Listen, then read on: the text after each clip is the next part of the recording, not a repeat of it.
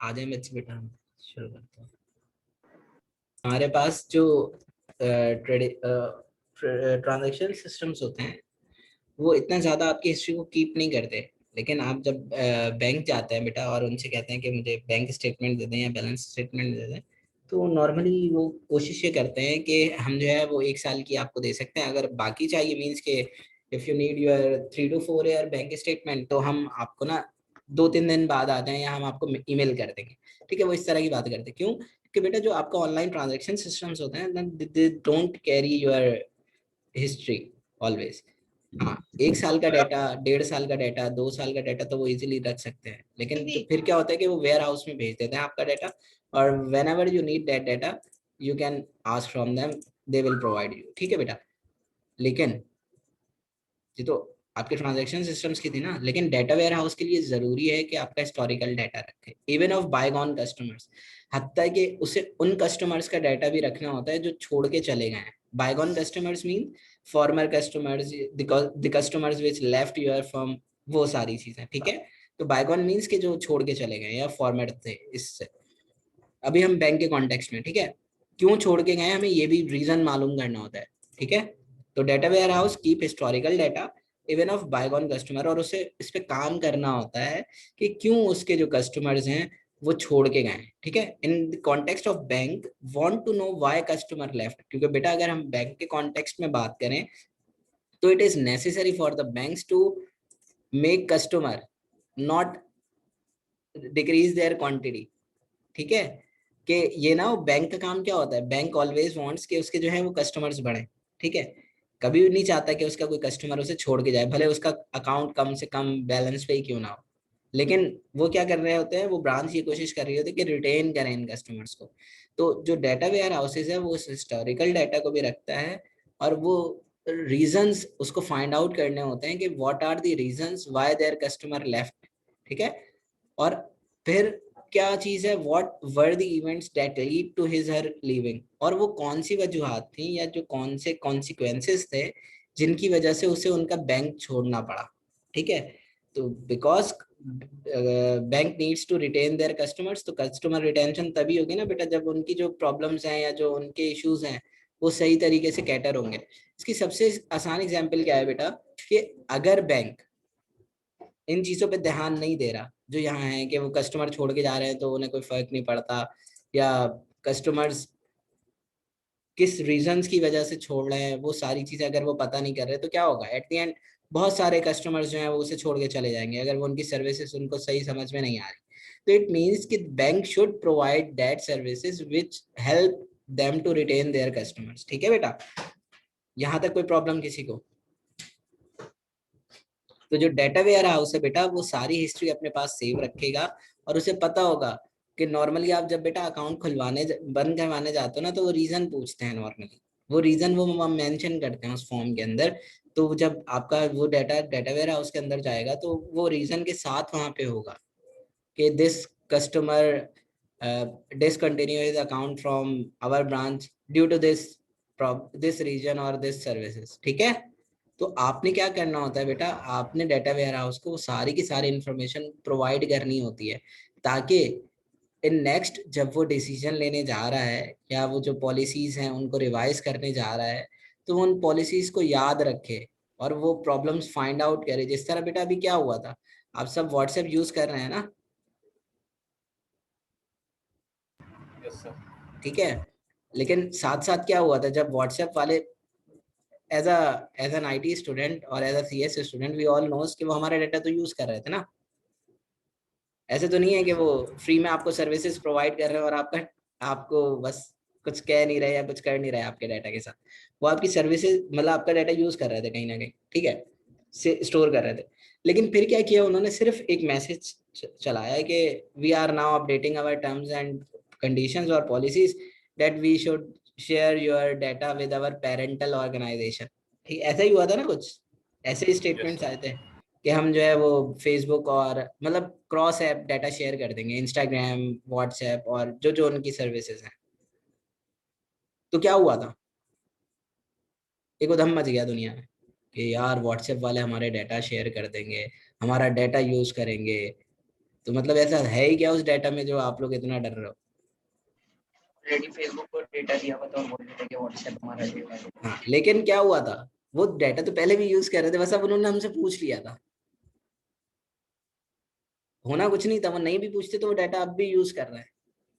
तो form normally क्या हुआ कि एक ट्रेंड आ गया कि लोगों ने, बहुत कम लोगों ने जो है वो व्हाट्सएप के साथ साथ ना डिफरेंट डिफरेंट एप्स इंस्टॉल कर ली, जस्ट लाइक टेलीग्राम, सिग्नल, इस तरह की एप्स इंस्टॉल कर ली। ऐसे ही हुआ ना, यस हमने सर। उनको समहाउ यूज करना भी शुरू कर दिया। कुछ लोगों ने, कुछ लोगों ने तो फौरन व्हाट्सएप से अकाउंट हटा दिए, लेकिन बहुत सारे लोग, बशमूल मैं, मुझे मिला के व्हाट्सएप हमने डिलीट नहीं किया, मतलब अनस्टॉल नहीं किया ना, क्योंकि बहुत सारी चीजें ऐसी है कि जो व्हाट्सएप पे है और वहां नहीं है। हालांकि टेलीग्राम के फीचर्स व्हाट्सएप से बहुत ज्यादा अच्छे हैं, बहुत ज्यादा अच्छे कह रहा हूँ। बस उनमें दो चार चीजों की कमी है जो वो नहीं प्रोवाइड करते और ये प्रोवाइड करते हैं।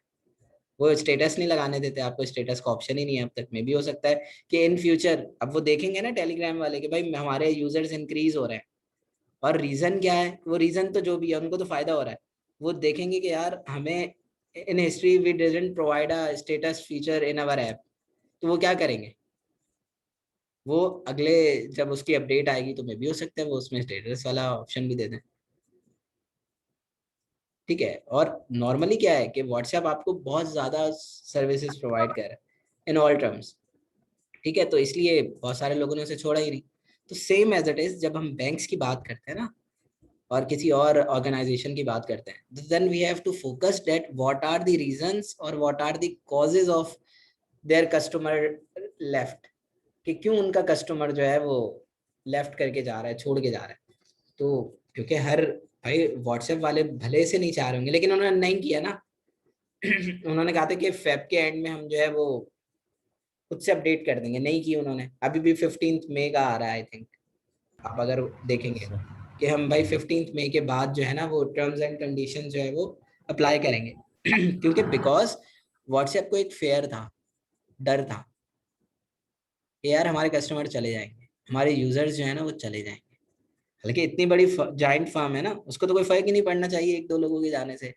लेकिन जब उन्होंने ये फील किया कि now they took a wrong decision, तो फौरन उन्होंने उस डिसीजन को सोचा कि नहीं यार। फिर उसके बाद क्या हुआ था, उन्होंने खुद ही अपनी एक्सप्लेनेशन देना शुरू कर दी ना कि नहीं हम इस तरह नहीं तो इस तरह, इस तरह नहीं तो इस तरह जो है वो डाटा को शेयर करेंगे, या ऐसा है आपका डाटा सेव है कहीं नहीं जा रहा, ऐसी ऐसे मैसेजेस किए थे ना। तो व्हाट्सएप को क्या जरूरत थी हमें सफाइयाँ देने की? भाई चलो दो दोस्तों की लड़ाई होती तो समझ में आता है कि एक दूसरे को सफाई दे रहा है, वो व्हाट्सएप हमें सफाई दे रहा है कि नहीं यार ऐसा नहीं है जैसा आप लोग सोचने जा रहे हो, ऐसा ही था। अब उन्होंने उस डेट पे भी अपडेट नहीं किया, छोड़ दिया उन्होंने, अब मई तक ले गए हैं। तो बेसिकली उनको कस्टमर रिटेन करने थे, अपने अपने यूजर रिटेन रखने थे। तो इसलिए उन्होंने बेटा ये सारी जो चीजें हैं उनको फोकस्ड किया और उन पे काम किया। ठीक है, और नहीं किया उन्होंने अब तक अपडेट।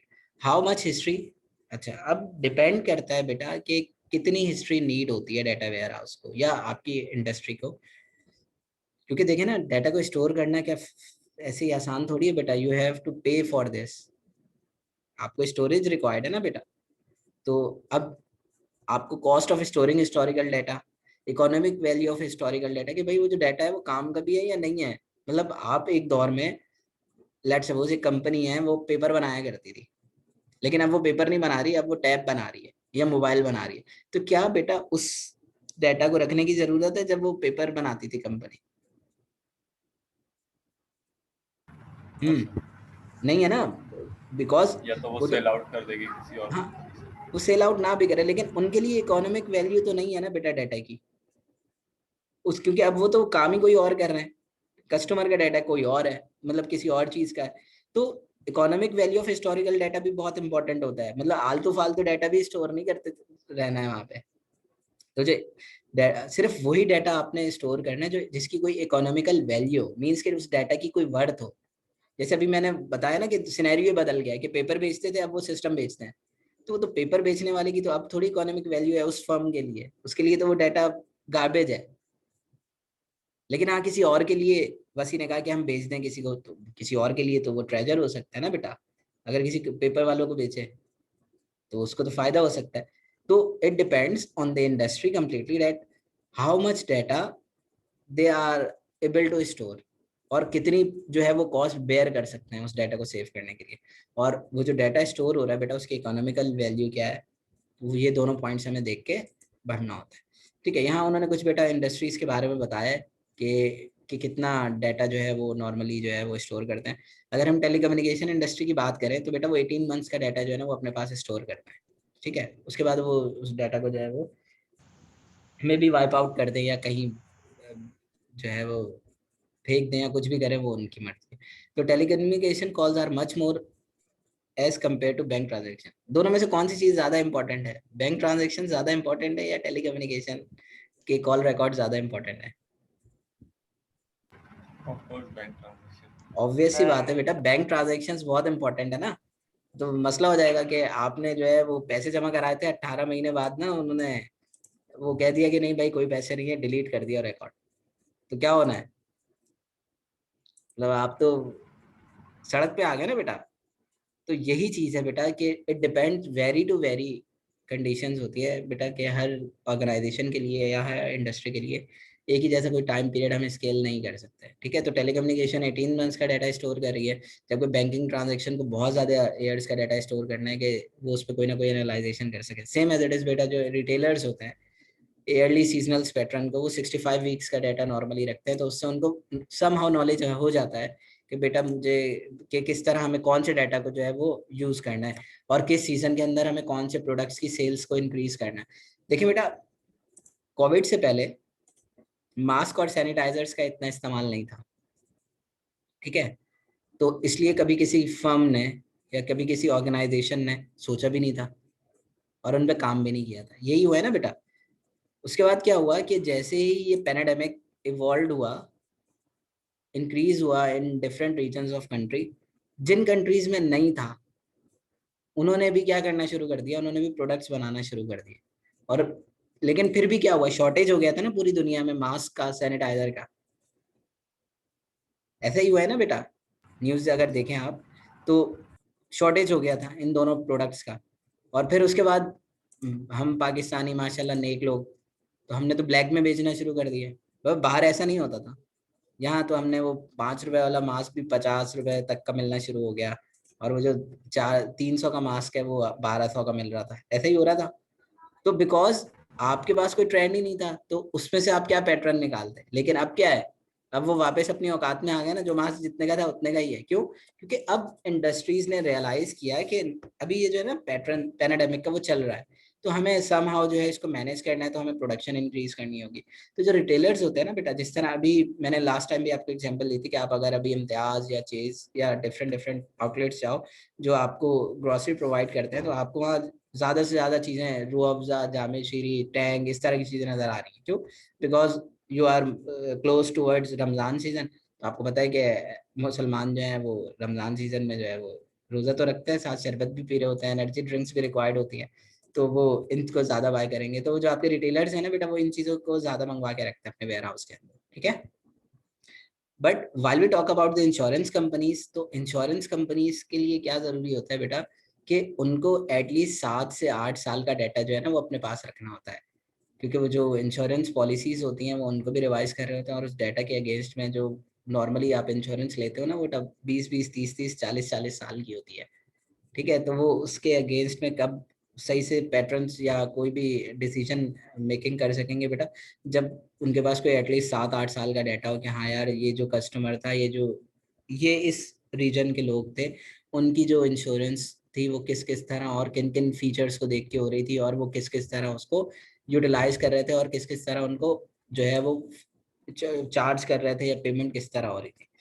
ठीक है, how it is different usually but not always periodic और batch updates rather than real time. तो नॉर्मली आपके पास जो डाटा वेयर हाउस होता है बेटा वो periodic या बैच अपडेट्स पे काम करता है, रियल टाइम पे कभी नहीं करता। लेकिन अगर हम बात करें एटीएम्स की, और कंपेयर कर रहे हैं ना ओएलटीपी को अब हम अपने डाटा वेयर हाउस, अगर एटीएम वाले रियल टाइम पे प्रोसेसिंग नहीं करेंगे तो क्या होना है, there is a lot of trouble. क्यों? For an ATM if update not in real time then lot of real troubles occur. क्या होगा बेटा अगर वो रियल टाइम में अपडेट नहीं करते